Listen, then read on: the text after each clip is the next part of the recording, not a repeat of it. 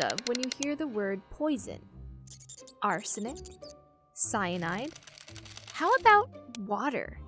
Life couldn't exist without water, but in the right circumstance, water can be as dangerous as any poison.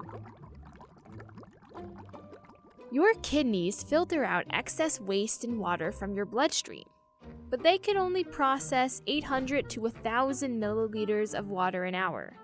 And if you somehow manage to drink more than that without throwing up, you can run into trouble because you're drinking faster than your kidneys can process it. So the excess ends up in your cells.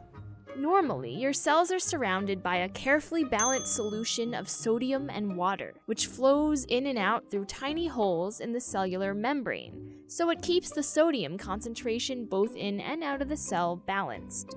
But when you drink too much water, the sodium solution gets diluted. It's not salty enough. So some of that excess water rushes into the cell to restore balance, and that causes it to swell up. Doctors call this water intoxication, and it's a big problem. Now, most of your cells can handle the swelling to a degree, since soft, flexible tissue like fat and muscle can stretch. But for the cells in your brain, it's another story, because your skull isn't stretchy. It's bone. It's hard, like a rock. So, as your brain swells, it builds up pressure in your head. At first, you might experience headaches, confusion, or drowsiness. But as the pressure increases, you risk brain damage, coma, and even death.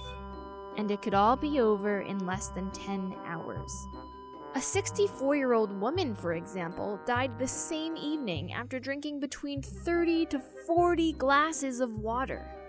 And a group of US Army trainees suffered vomiting and seizures after downing over 2 liters per hour after a tough day of training.